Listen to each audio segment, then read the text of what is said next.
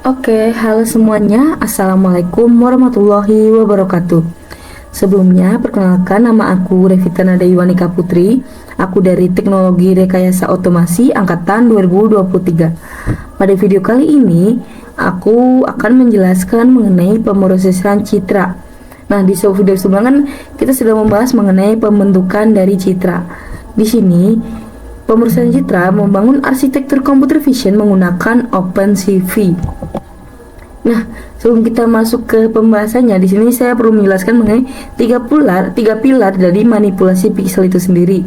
Yang pertama ada point operation, di mana tiap pixel ini dievaluasi secara independen. Kemudian ada neighborhood operation, di mana dia akan bergantung pada sekumpulan area pixel lokal. Dan yang terakhir ada global operation, di mana transformasi mengevaluasi keseluruhan kita sekaligus. Nah, selanjutnya arsitektur dari sistem ini sendiri ada 5 fase. Yang pertama ada fase peningkatan, yang kedua ada fase filterisasi, yang ketiga ada segmentasi biner, kemudian dilakukannya morfologi dan tepi, selanjutnya dilakukan analisis lanjutan. Nah, itu maksudnya gimana sih? Ini kita langsung masuk ke pembahasan intinya. Yang pertama kita mengendalikan pencahayaan. Di sini ada dua caranya, menggunakan global equalization dan contrast limited adaptive histogram equalization atau biasa disebut dengan CLAHE. Nah, global equalization sendiri beroperasi pada seluruh citra. Dia sangat cepat, tapi dia merusak kontras lokal dan memunculkan artefak noise pada area datar. Nah, dia menggunakan CV2 equalize his. Nah, kalau CLAHE ini sendiri, dia mengisolasi pemerataan ke dalam tile yang kecil. Nah, parameter clip limit ini memotong puncak histogram untuk mencegah adanya amplifikasi noise. Nah, untuk program sendiri, CLAHE sama dengan CV2. CLAHE menggunakan clip limit dan juga tile grid size. Nah, kemudian ada proses yang namanya binarisasi cerdas, di mana dia itu akan memisahkan objek dari latar belakang. Ada beberapa metode. Yang pertama metode Otsu, di mana secara otomatis mencari nilai ambang batas yang meminimalkan varians intrakelas. Sangat ideal untuk histogram yang bimodal menggunakan CV2 threshold. Nah, selanjutnya ada adaptive thresholding, di mana ketika pencahayaannya tidak merata, nilai T dihitung murni berdasarkan rata-rata lokal di sekitar pixel tersebut, bukan menggunakan satu nilai global. Nah, selanjutnya ada isolasi objek via ruang warna HSV. Di sini, color wheel masking cheat sheet memisahkan komponen warna dari kecerahan, memberikan ketahanan ekstra terhadap perubahan cahaya absolut, di mana merah ini 0 sampai 10 dan 170 sampai 180, kemudian hijau range value height-nya itu 40 sampai dengan 80, dan juga biru 100 sampai 130 menggunakan CV2 in range. Kemudian masuk ke konvolusi, di mana ini adalah mesin utama dalam operasi spesial. Di sini matriks cetakan meluncur di atas pixel gambar, melakukan perkalian dan memberikan nilai baru di pusat. Nah, ukuran kernel ini harus selalu bernilai ganjil. Biar apa sih? Biar memiliki titik pusat yang absolut. Dia menggunakan CV2 filter 2 dimensi. Kemudian komparatif dari filter spesial, ada beberapa ini. Yang pertama ada Gaussian blur, yang kedua ada median filter, yang ketiga ada bilateral filter. Intinya Gaussian blur ini penghalusan yang merata dan berbobot pada di tengah. Kemudian untuk median, operasinya non-linear mempertahankan batas tepi makro, sementara bilateral filter penghalusan spesial dipadukan dengan filter rentang intensitas, dimana kalau kita bandingkan kecepatannya, Gaussian blur ini adalah yang paling cepat. Nah, selanjutnya kita perlu tahu juga nih analisis detektor tepi. Ada Sobel, Laplacian. Nah, Sobel ini sendiri untuk menghitung arah dan magnitudo gradien. Kemudian Laplacian yaitu turunan kedua di mana dia sangat peka terhadap noise, di mana dia tuh untuk penggunanya wajib dipasangkan dengan Gaussian blur. Nah, prosesnya sendiri dari Gaussian blur, kemudian Sobel gradient, kemudian non maximum pressure, dan selanjutnya hysteresis thresholding. Nah, kemudian di sini ada beberapa masker biner. Nah, yang pertama ada erosi, di mana dia mengikis batas objek putih. Untuk opening dan closing, di mana opening ini mengubah erosi menjadi proses erosi ke dilasi, di mana menghapus bintik luar yang tanpa mengubah ukuran asli. Sementara closing adalah kebalikannya, yaitu dilasi menjadi erosi, menutup lubang tanpa merusak kontur yang luar. Nah, kalau dilasi apa sih? Jadi dilasi ini memperbesar objek putih, di mana dia menutup lubang kecil di dalam objek. Kemudian yang terakhir ada ekstraksi anomali. Maksudnya tuh ada dua ekstraksi yaitu top hat dan black hat. Dia menonjolkan di mana top hat ini menonjolkan detail yang lebih terang, sementara black hat menonjolkan detail yang lebih gelap. Selanjutnya ada ekstraksi data kuantitatif. Yang pertama ada deteksi kontur. Dia menggunakan CV2 Fine Contours, di mana dia mengembalikan daftar koordinat batas ideal untuk analisis bentuk presisi. Selanjutnya ada Connected Component, menggunakan CV2 Connected Component with Stats. Dia akan mengelompokkan pixel biner yang saling terhubung dan langsung mengembalikan matriks yang lengkap.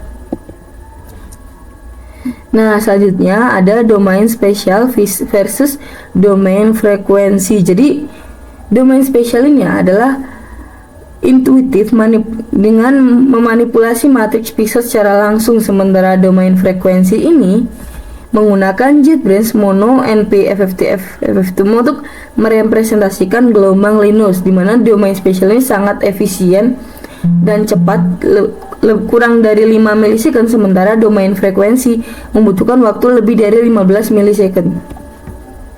Selanjutnya untuk pengaplikasiannya biasa digunakan di pertanian, medis, industri, dan penggunaan di dokumen. Nah, selanjutnya kita akan melakukan eksperimental pada OpenCV di VS Code. Nah, ini sendiri kita akan melakukan 15-an. Di sini kuncinya kita akan menggunakan CV2 Calhis, CV2 Equalizes. Kemudian untuk Clahe kita menggunakan CV2 Crit-Clah. Kemudian untuk OCR global kita menggunakan Threshold. Kemudian untuk Adaptive Threshold kita menggunakan CV2 Adaptive Threshold. Untuk segmentasi warna kita menggunakan CV2 CVT Color dan juga InRange. Untuk deteksi counter kita menggunakan Fine Counter dan Bounding Reg. Kemudian untuk operasi konvolusi menggunakan filter 2 dimensi. Dan yang terakhir untuk filter spesial kita menggunakan Gaussian Blur, Median Blur, dan Bilateral Filter. Nah, untuk lebih jelasnya mungkin kita langsung coba aja ya. Oke, jadi langkah yang pertama untuk praktikum modul 3 ini kita akan mesimulasikan sekitar 20 percobaan. Namun untuk langkah pertama saya sebelumnya punya beberapa gambar yang sudah disiapkan. Di sini kita ngeran melalui download image P. Nah, untuk hasil yang sudah di run seperti berikut ini, dia akan mengeluarkan gambar-gambarnya. Oke. Selanjutnya kita coba untuk praktikum yang pertama yaitu counter detection. Nah, berfungsi untuk mendeteksi kontur. Ini coba kita run.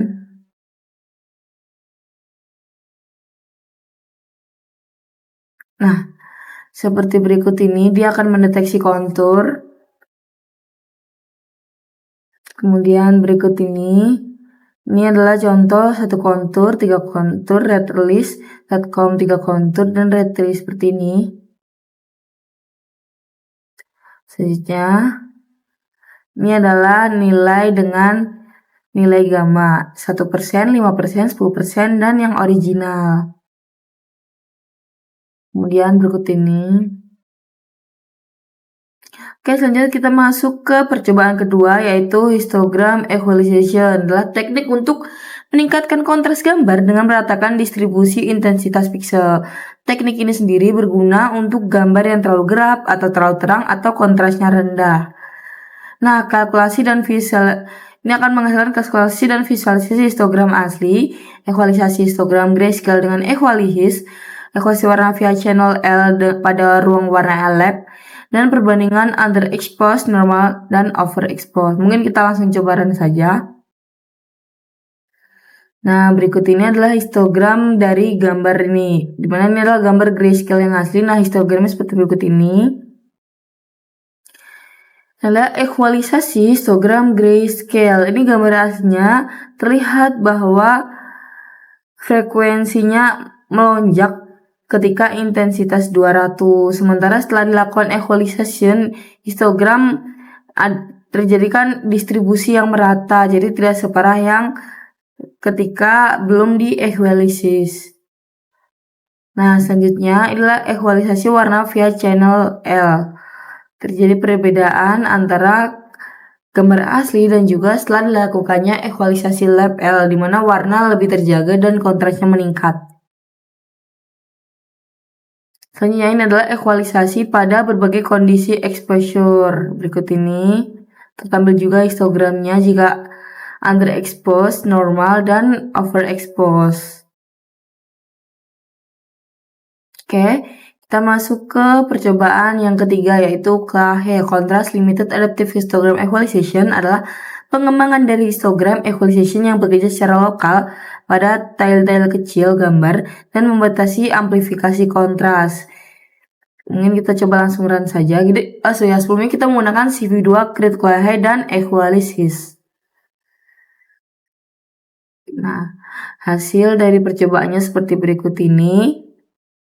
Asli yang dengan histogram asli seperti berikut ini, kemudian yang sudah di-equalize dan menggunakan KLAHE, di mana histogram menggunakan KLAHE ini lebih stabil hitungannya daripada yang asli atau menggunakan EHI global. Selanjutnya menggunakan versi clip limit pada KLAHE seperti berikut ini. Variasi tile grid size pada KLAHE. Nah, berikut ini terlihat jika tile grid size-nya makin besar, maka dia tuh warnanya makin terlihat jelas. Selanjutnya KLAHE pada gambar berwarna. Berikut ini. Dimana di sini terlihat bahwa Global Issue Lab LFL menghasilkan warna yang lebih akurat daripada yang kedua lainnya. Oke, kita masuk ke percobaan keempat, yaitu Color Segmentation HSV. Ini menggunakan CV2 in range HSV masking Color Based Object Detection, di mana dia bereferensi menggunakan OpenCV Python, Mastering OpenCV, Learning Image Processing with OpenCV Channel 2. Coba kita run aja. Berikut ini adalah hasilnya, di mana hue spektrumnya seperti berikut ini. Selanjutnya segmentasi warna dengan CV2 in range. Gambar asli seperti berikut ini. Jika dilakukan emas merah, maka hasilnya lingkaran benda yang berwarna merah akan terdeteksi, kemudian diubah menjadi putih, kemudian hasilnya merah seperti ini. Jika dilakukan emas hijau, maka dia akan mendeteksi warna hijaunya, kemudian hasilnya seperti ini. Oke, selanjutnya dimana ini ada perbedaan ketika asli yang masih ada noise, kemudian dilakukan mass raw, kemudian dilakukan adanya morfologi, dan endingnya hasilnya seperti berikut ini. Oke, selanjutnya masuk ke ini gambar asli, perbedaan gambar asli dan deteksi multiwarna. Jadi di sini dia akan mendeteksi warna. Nah, oke, kita masuk ke percobaan kelima, yaitu thresholding global, di mana dia mengonversi gambar grayscale menjadi gambar biner menggunakan nilai ambang batas yang sama untuk seluruh gambar. Teknik ini dinilai efektif untuk gambar pencahayaan yang seragam. Nah, di sini kita menggunakan CV2 threshold dan CV2 threshold. Coba kita run. Nah, di sini adalah manual threshold dengan berbagai nilai, di mana terlihat ketika gambar grayscale asli seperti ini, di mana jika thresholdnya makin gede, maka kontrasnya tuh makin terlihat lebih gede. Kemudian jika ini berbagai jenis threshold, ada trace binary, ada trace binary inf, terus kemudian ada trace terang, trace to zero seperti ini. Kemudian adalah outsu threshold, di mana threshold manual seperti ini. Kemudian dia akan mendeteksi otomatis menggunakan threshold outsu, nilainya 139. Kayak kita masuk ke pengaruh noise pada global thresholding. Jadi sini terlihat jika outsu-nya jadi kayak misal noise-nya semakin besar, maka gambarnya terlihat semakin banyak buramnya gitu. Seperti ini. Oke, kita masuk ke percobaan ke-6, yaitu thresholding outsu dan triangle. Jadi, outsu dan triangle menentukan threshold optimal secara otomatis. Outsu meminimalkan varians intrakelas, sementara triangle adalah garis dari puncak ke ujung histogram untuk mencari jarak maksimum. Di sini kita menggunakan fungsi CV2 threshold. Yang satunya trace binary plus trace outsu, satunya lagi trace binary plus trace triangle.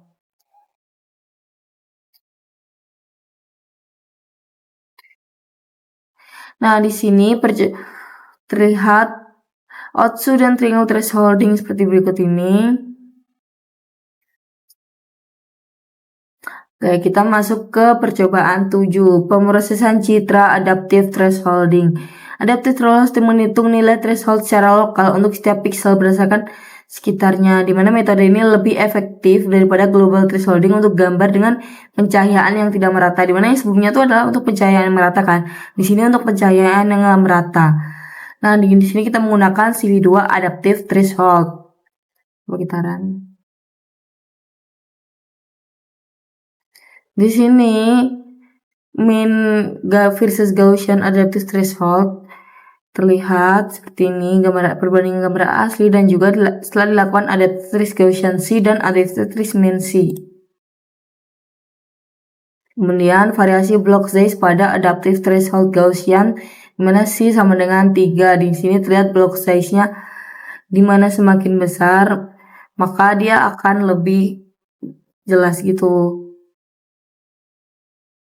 Masuk ke variasi konstanta, di mana block size-nya sama dengan 15. Masuk ke global versus adaptive threshold, pencahayaan yang tidak merata. Berikut ini. Oke, kita lanjut ke percobaan 8, konvolusi dan filter 2 dimensi. Di sini bertujuan untuk memahami operasi konvolusi 2 dimensi secara manual maupun menggunakan CV2 filter 2 dimensi serta mempelajari berbagai jenis kernel standar dan pengaruh ukuran kernel terhadap waktu proses dan juga hasil. Nah, di sini kita menggunakan fungsi CV2 filter 2 dimensi, NP1 dan kernel normalisasi. Mungkin langsung kita run aja coba.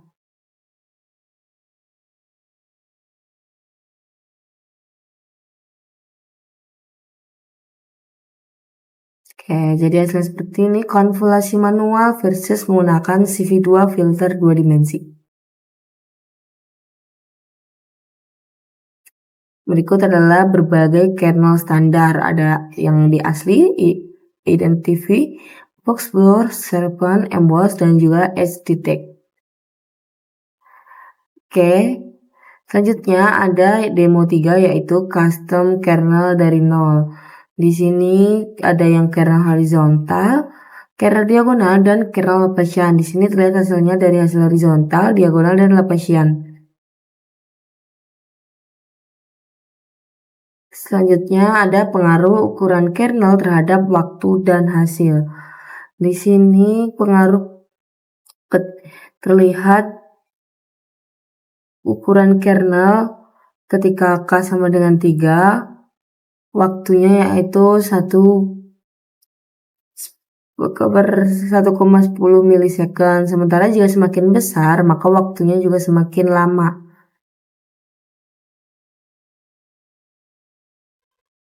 Oke, kita masuk ke Gaussian blur. Jadi Gaussian blur ini adalah memahami filter Gaussian dan distribusi Gaussian dua dimensi serta membandingkannya dengan blur kotak. Di sini dia akan mempelajari ukuran kernel dan nilai sigma terhadap tingkat kehalusan serta implementasi separable Gaussian untuk efisiensi komputasi. Di sini kita menggunakan fungsi CV2 Gaussian blur, CV2 blur, CV2 box filter, CV2 get Gaussian kernel, dan CV2 shape filter. Coba kita run. Nah, berikut adalah perbandingan Gaussian blur versus blur dan versus box filter. Berikut ini, dimana box filter terlihat paling ngeblur.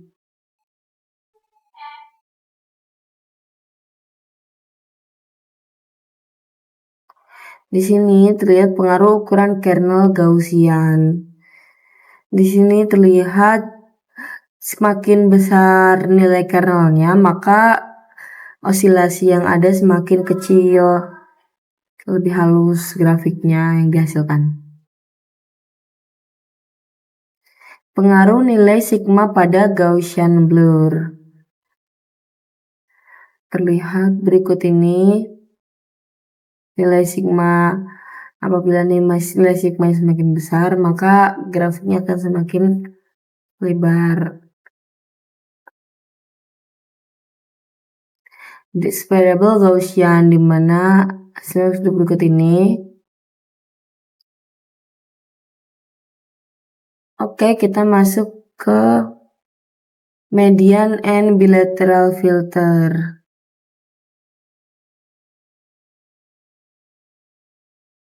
Jadi, di sini adalah memahami perbedaan filter berbasis urutan median dan filter yang mempertahankan tepi menggunakan bilateral filter. Di sini kita membandingkan efektivitas masing-masing terhadap jenis noise berbeda. Di sini menggunakan CV2 median blur, CV2 bilateral filter, pembuatan sandpaper noise, dan Gaussian noise secara manual.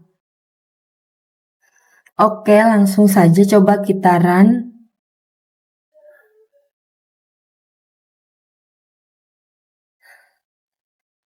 Nah, berikut ini adalah hasil median blur pada sandpaper noise.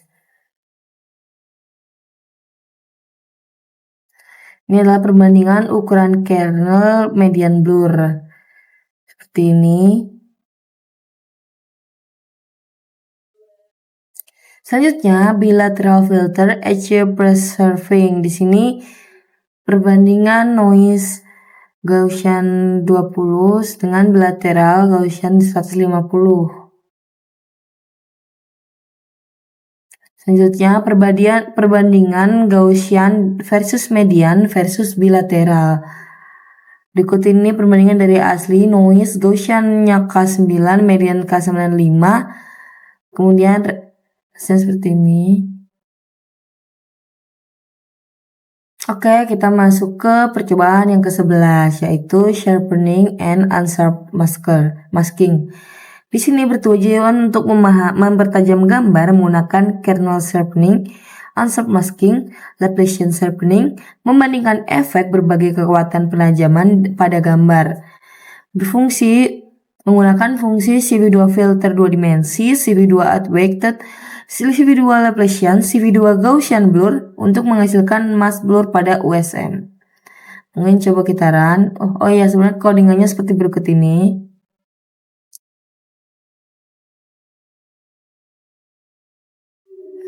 Terlihat di sini adalah kernel sharpening. Sini sharpeningan, substandar, subquad seperti berikut ini. Ini adalah unsharp masking USM. Gambar saya seperti ini. Jika diberikan mass detail alpha 1,5, USM manual 1,5 dan USM advanced 1,5. Kemudian demo 3 Laplacian sharpening. Di sini Laplacian quiz-nya sama dengan 3 hasil seperti ini. Laplacian quiz-nya sama dengan 5 seperti berikut ini.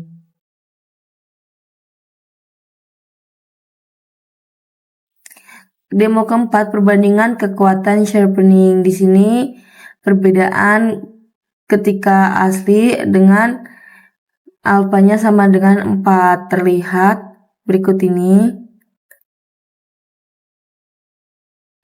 Oke, kita masuk ke percobaan ke-12.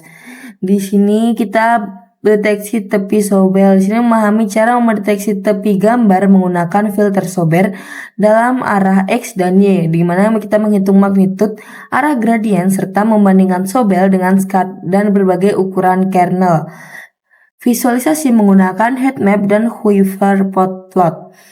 Di sini fungsi yang digunakan adalah CV2 sobel, CV2 scar, NP Actan, dan juga NP hypot.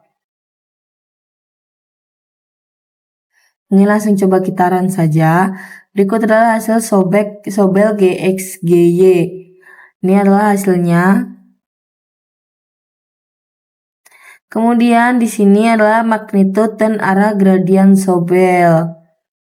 Berikut ini terlihat. Selanjutnya ada scar versus sobel Kizai sama dengan 3 sobel G.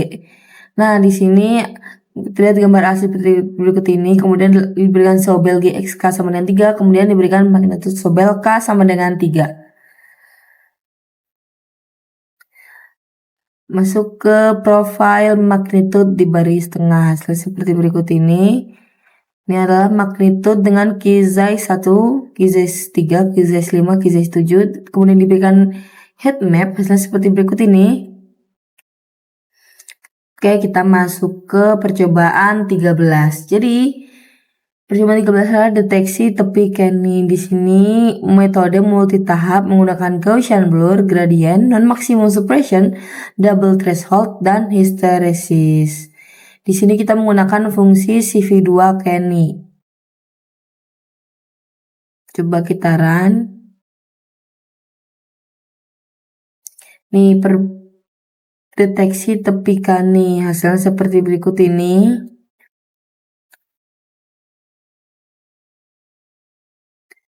Nah, di sini terlihat ringkasan dari percobaan berikut ini adalah CV2 Kenny adalah multi tahap edge detection.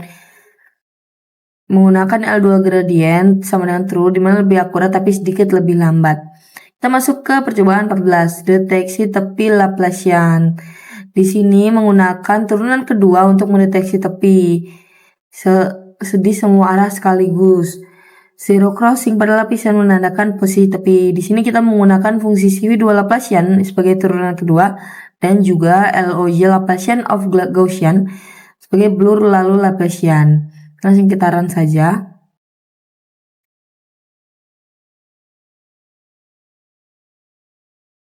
Hasilnya seperti berikut ini, deteksi tepi Laplacian, dimana ini menggunakan nilai Laplace Kizais.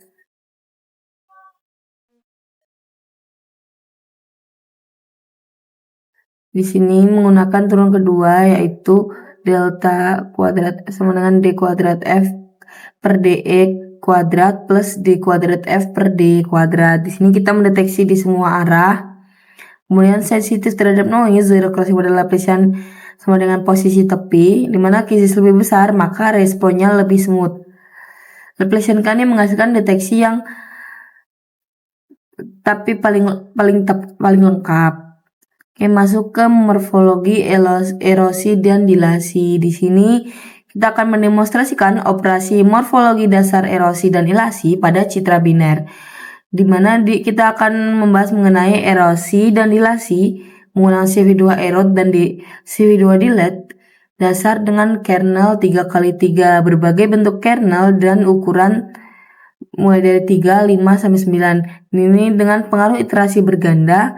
Kemudian untuk penggunaan aplikasi nyata, coba kita langsung run.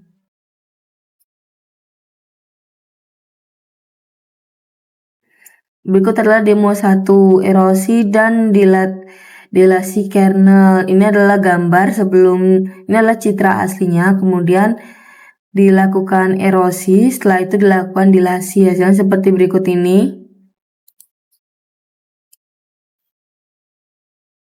Kemudian berbagai bentuk kernel dan juga ukurannya. Ada mulai dari rek 3x3, ada erosi dilasi, erosi. Nah, ini rek 3x3, rek 9x9, ellipse. Kemudian ada cross berikut ini.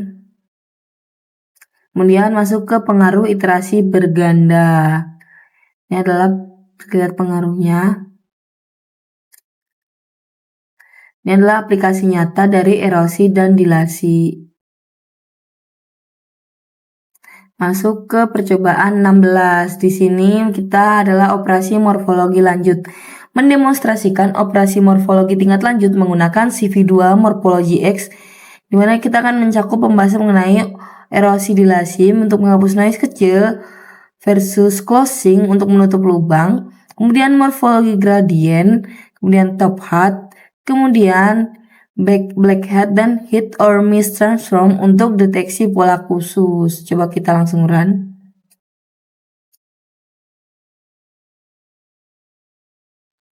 Oke, di sini kita hapus noise dan versus closing tutup lubang. Hasilnya seperti berikut ini. Kemudian yang kedua ada morfologi gradient. Hasilnya seperti berikut ini. Kemudian ada top hat dan black hat. Nah, hasil seperti ini. Kemudian ada hit or miss transform. Seperti ini. Nah, selanjutnya masuk ke top hat, black hat. Ini masuknya mempelajari transformasi morfologi lanjutan yaitu top hat dan black hat yang berguna untuk mendeteksi objek kecil terang atau gelap dan mengoreksi pencahayaan yang tidak merata. Di mana white top hat sama dengan gambar asli opening menunjukkan objek yang cerah yang lebih kecil dari structuring element, sementara black top hat di mana dia akan menunjukkan objek gelap yang lebih kecil dari structuring element. Di sini kita menggunakan white top hat transform, black top hat transform, lakukan koleksi pencahayaan tidak merata via top hat dan pengaruh ukuran dari structuring element terhadap hasil top hat. Di sini coba langsung kita run. Hasilnya seperti berikut ini. White top hat transform. Selanjutnya black top hat transform. Hasilnya seperti berikut ini. Ini adalah koreksi pencahayaan tidak merata background subtrusion via white top hat. Kemudian pengaruh ukuran SE terhadap hasil top hat. Hasilnya seperti berikut ini. Oke, kita lanjut ke percobaan 18 yaitu transformasi Fourier dan analisis domain frekuensi. Di sini berfungsi untuk mempelajari discrete Fourier transform untuk menganalisis gambar dalam domain frekuensi. Komponen frekuensi rendah mempresentasikan area halus smooth, sedangkan frekuensi tinggi mempresentasikan detail dan tepi. Dimana kita menggunakan rumus FUV sama dengan sum X sum Y FXY kali XP min J2P UX per M plus V per N, dimana magnitude spektrum dalam skala logaritmik membantu memvisualisasikan distribusi energi frekuensi secara intuitif. Dimana pembahasan dari percobaan ke-18 ini menggunakan DFT dengan 6P, filter frekuensi yaitu low pass, high pass, band pass, kemudian DFT menggunakan OpenCV yaitu CV2 DFT, CV2 DFT, IDFT dan versus NumPy. Kemudian ada sinyal sinusoidal, sintetis dan spike di magnitude spectrum. Kemudian coba langsung kita run.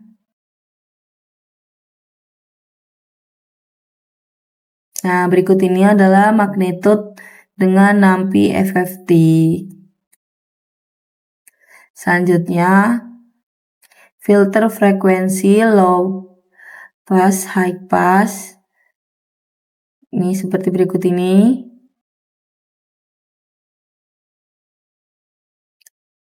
Selanjutnya adalah OpenCV CV2DFT versus NumPy FFT, perbandingan magnetospektrum dan rekonstruksi.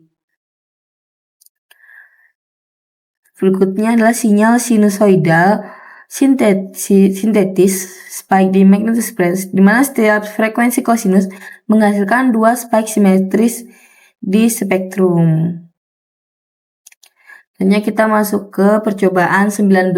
Pada percobaan 19 ini, gambar diubah ke domain frekuensi, di mana kita bisa memfilter komponen frekuensi tertentu, yaitu low pass filter, high pass filter, band pass filter, di mana jenis filternya sendiri adalah ideal, Gaussian, dan Butterworth.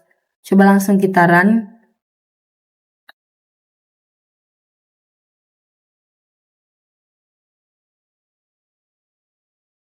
Low pass filter ideal versus Gaussian versus Butterworth adalah hasil seperti berikut ini.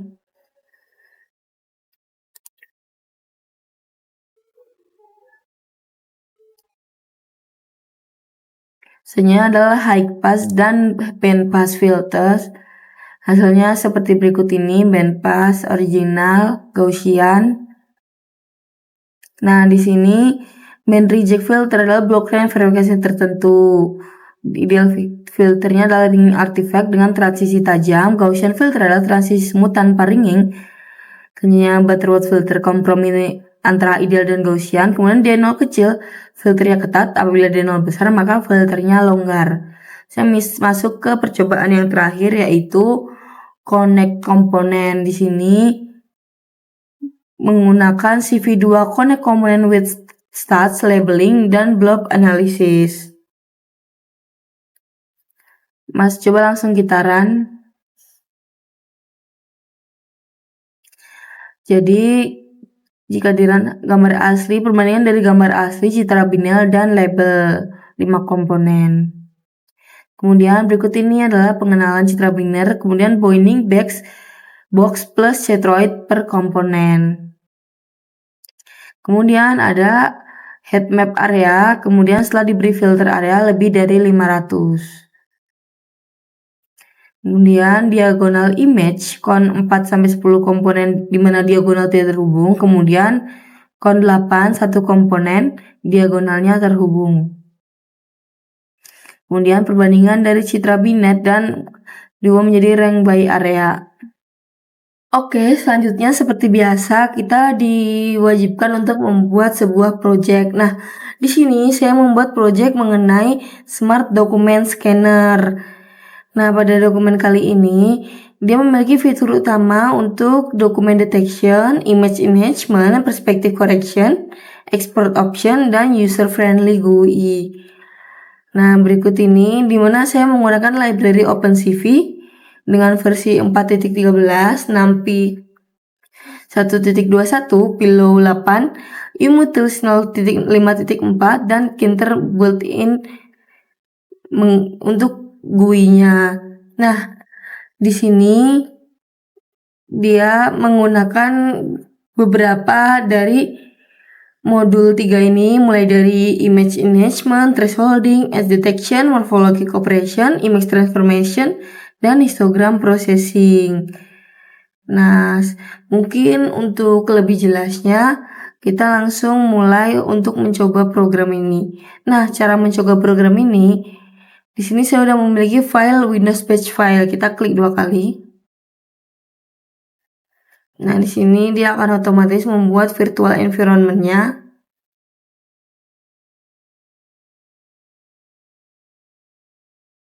Masih loading. Oh, mungkin sambil menunggu saya akan menampilkan codingan dari GUI-nya ini.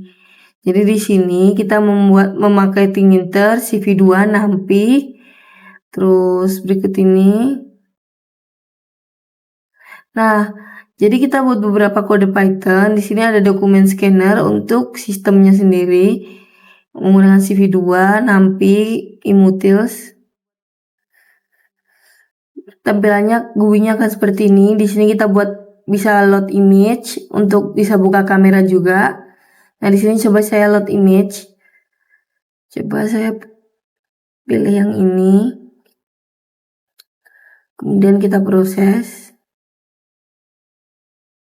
Nah, ini adalah originalnya, hasil scanningnya seperti ini, dimana dia ngedeteksi kotak di samping-sampingnya, kemudian coba kita simpan. Nah, hasilnya sendiri ada di hasil scan berikut ini, terlihat jelas.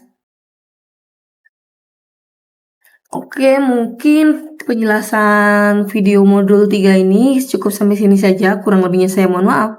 Terima kasih. Wassalamualaikum warahmatullahi wabarakatuh. Dadah.